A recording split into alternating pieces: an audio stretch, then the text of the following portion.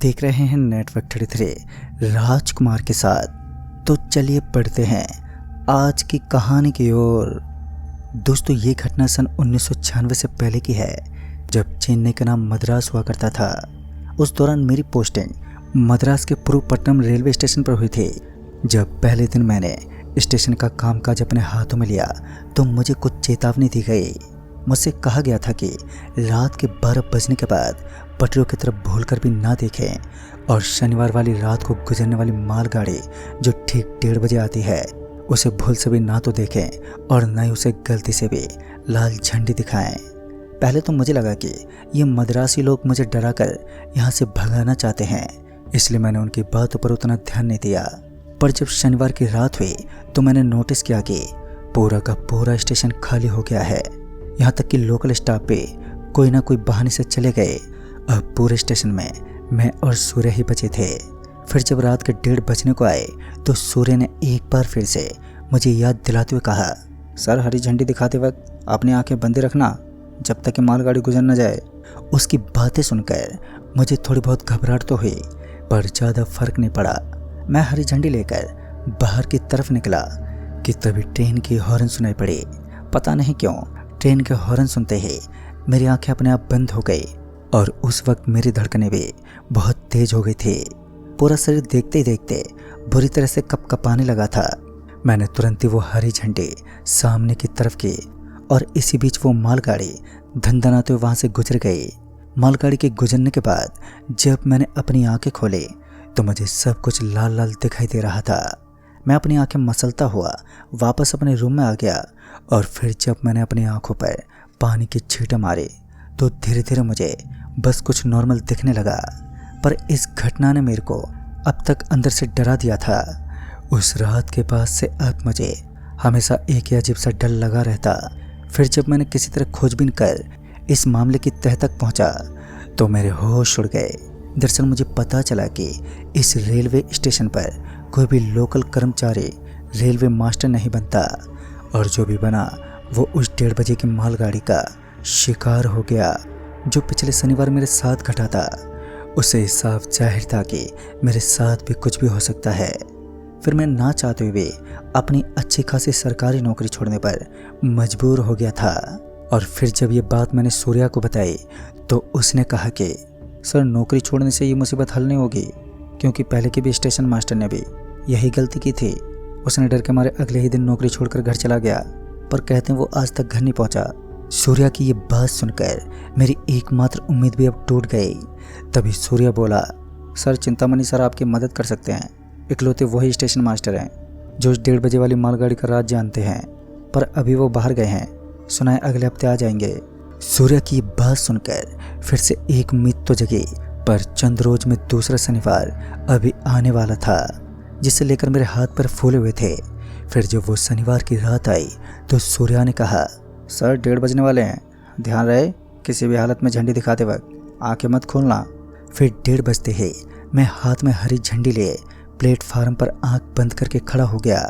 हालांकि अभी भी मेरे पांव बुरी तरह से थरथरा रहे थे कि तभी मालगाड़ी की हॉर्न सुनाई दी और हॉर्न सुनते ही मैंने झंडी सामने कर दी। मालगाड़ी पल भर में ही वहाँ से सरपट निकल गई।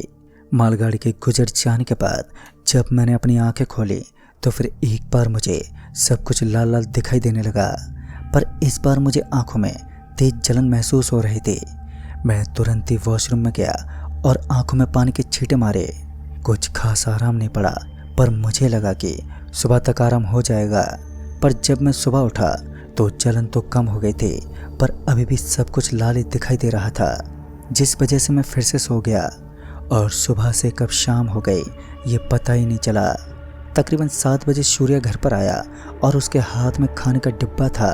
इससे पहले मैं कुछ बोलता कि सूर्या बोला, सर जी, क्या आपको अभी भी लाल ही दिखाई दे रहा है? फिर इस पर मैंने कहा, हाँ सूर्या, पता नहीं क्यों अभी तक मुझे सब कुछ लाल ही दिखाई दे रहा है। इस पर सूर्या ने कहा, वो चिंतामणि सर आ गए हैं। चिंतामणि सर का नाम सुनते ही मुझे थोड़ा हौसला सा मिला और उसी वक्त मैं सूर्या के साथ चिंतामणि सर से मिलने उनके घर निकल गए। तकरीबन बस से 300 किलोमीटर तय करने के बाद हम चिंतामणि सर के घर पहुंचे। जब चिंतामणि सर को मैंने अपना हाल सुनाया तो वो मेरी बात सुनकर कुछ देर के लिए एकदम से चुप हो गए। फिर 2 घूंट पानी पीने के बाद बोले, 1:30 बजे वाली मालगाड़ी से बचना आसान तो नहीं है, मगर मेरी मानो तो चुपचाप जैसा चल रहा है चलने दो। चिंतामणि सर की ये बात सुनकर मुझे बहुत बड़ा झटका लगा। मैंने चिंतामणि सर को मनाने की बहुत ही कोशिश की, पर उन्होंने कुछ नहीं बताया। फिर जब मैं और सूर्या उनके यहाँ से निकल ही रहे थे, तभी चिंतामणि सर ने पीछे से आवाज़ देते हुए कहा, जब तुम बर्दाश्त ना कर सको तो मालगाड़ी को लाल झंडी दिखा देना, उसके बाद फिर जो तुम्हारी किस्मत। इतना बोलकर वो घर के भीतर चले गए और हम दोनों भी वापस लौट आए। चिंतामणि सर के घर से लौटने के बाद सूर्या भी अपने घर चला गया। फिर मैं गुमसुम अपने रूम में बैठा रहा और यही सोच रहा था कि आखिर मैंने ऐसा क्या किया था जो ये आफत मेरे गले पड़ गई है। चूँकि अभी भी मुझे लाल ही दिख रहा था, जिस वजह से मेरे सिर में अब दर्द होने लगा था। मैं बिस्तर पर लेट तो गया, पर आंखों से नींद गायब थी। पता नहीं रात भर मैं क्या सोचता रहा, और जब सुबह हुई तो तब मेरी आंख लग गई। फिर जब दरवाजे पर दस्तक हुई तो मेरी आंख खुली। दरवाज़ा खोला तो मैंने पाया कि सूर्या आया हुआ है। मेरे दरवाज़ा खोलते ही सूर्या ने मुझसे पूछा, सर अब आपकी आंख कैसी है? तो फिर मुझे एहसास हुआ कि मेरी आंखें नॉर्मल हो गई हैं और सर में दर्द भी नहीं है। मैंने सूर्या को जवाब देते हुए कहा, अभी तो ठीक है, आगे का पता नहीं। फिर इसके बाद हम दोनों ही रेलवे स्टेशन के लिए निकल गए। काम में मन तो नहीं लग रहा था, पर किसी तरह उस दिन की ड्यूटी पूरी की और मैं घर लौट आया। रात को बिस्तर पर करवटें बदलते बदलते मन में ख्याल आया कि कुछ दिनों की छुट्टी लेकर मैं अपने गांव चला जाता हूं। पर जब मैंने छुट्टी के लिए अप्लाई किया तो रेलवे वालों ने ये बोलकर मेरी छुट्टी कैंसिल कर दी कि अभी ज्वाइनिंग के तुरंत बाद छुट्टी नहीं दी जा सकती। खैर रविवार से शुक्रवार तक तो सारा दिन आम सा गुजरता, पर जब शनिवार वाली रात आती तो मेरे प्राण सूखने लगते। पर 5 से 7 शनिवार गुजर जाने के बाद मेरा डर अब कम होने लगा। मुझे लगा कि अब मैं यहाँ आराम से ड्यूटी कर लूँगा, बस शनिवार की 1:30 बजे वाली मालगाड़ी के समय अपनी आंखें बंद रखनी है। फिर जब एक और शनिवार की रात आई तो पता नहीं क्यों मुझे सुबह से ही बेचैनी होने लगी थी। रात होते होते मौसम भी काफ़ी बिगड़ चुका था। बाहर जोरों से हवाएं चल रही थी और आसमान में छाए काले बादल लगातार गरज रहे थे। और जब मैं हरी झंडी के लिए प्लेटफार्म पर खड़ा हुआ तो हवाएं और भी तेज हो गईं। हवाएं इतनी तेज बह रही थी कि मैं सही से खड़ा भी नहीं हो पा रहा था। तभी ठीक 1:30 पर उस मालगाड़ी की हॉर्न सुनाई दी और हॉर्न के सुनते ही मैंने अपनी आंखें हमेशा की तरह कसकर बंद कर ली और झंडी सामने कर दी। अभी मालगाड़ी तेजी से गुजर ही रही थी कि मेरे सिर से कुछ जोर से टकराया, जिस वजह से मेरी आंखें खुल गईं और अनजाने में मेरी नज़र उस मालगाड़ी के अंतिम डब्बे पर गई जो उस वक्त प्लेटफार्म से गुजर रही थी। हालांकि तेज हवाओं के चलते मैं साफ साफ कुछ देख तो नहीं पाया, पर उस मालगाड़ी के गुजर जाने के बाद इस बार लाल लाल नहीं दिखा जैसा कि हर बार होता था। फिर जब मैं स्टेशन मास्टर के रूम की तरफ बढ़ा तो मेरी नज़र बगल के बेंच पर पड़ी, जिस पर कोई कंबल ओढ़े बैठा हुआ था।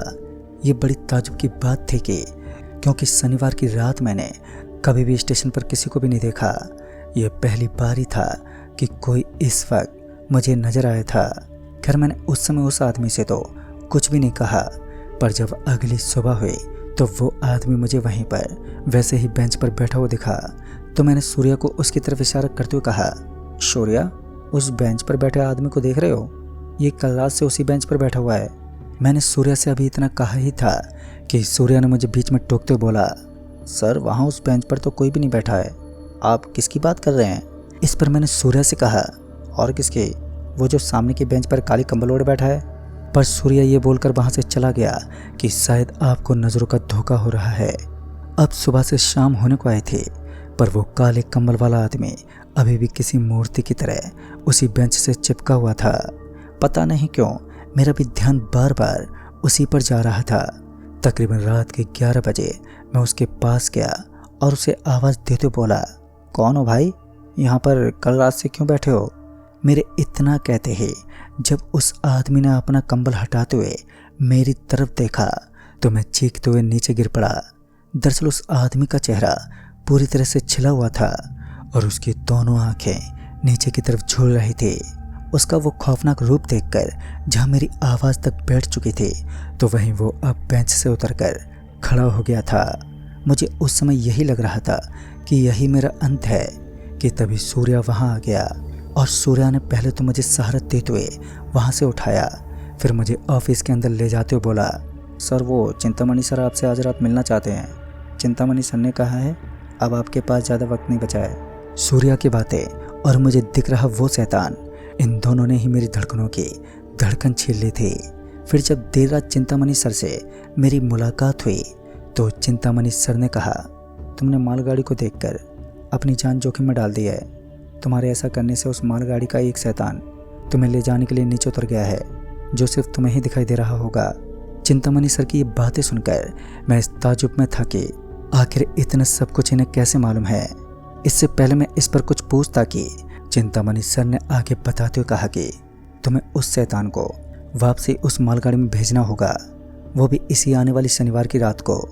इस बार तुम मालगाड़ी को हरी झंडी की जगह लाल झंडी दिखाना, और जब मालगाड़ी रुक जाए तभी तुम्हें मालगाड़ी के 72 डिब्बों में से वो डिब्बा खोजना है जिससे वो शैतान उतरा था। चिंतामणि सर की पूरी बात सुनने के बाद मुझे ऐसा लग रहा था कि आने वाला शनिवार मेरी ज़िंदगी का आखिरी शनिवार है, क्योंकि ये तो मुझे अच्छे से पता था कि ये सब करना बिल्कुल भी आसान नहीं होगा, पर मेरे पास कोई दूसरा चारा भी नहीं था। और फिर जब शनिवार की रात आई तो मुझे इंतज़ार था रात के 1:30 बजने का। फिर मैं हाथ में लाल और हरी झंडी लिए पहले से ही ऑफिस के गेट पर खड़ा हो गया, और वो कंबल ओढ़े आदमी भी प्लेटफार्म पर छटपटा रहा था।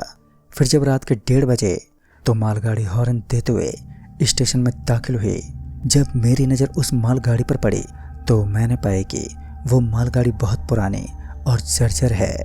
उस मालगाड़ी को देखकर पता नहीं क्यों मुझे बहुत ही दुख हो रहा था। मैं मन ही मन रोने लगा था, पर मैंने अपने आप को किसी तरह संभाला और मालगाड़ी को लाल झंडी दिखा दी। मेरे लाल झंडी दिखाते ही मालगाड़ी रुक गई, और मालगाड़ी के रुकते ही मैं वो डिब्बा ढूंढने लगा जिससे वो शैतान उतरा था।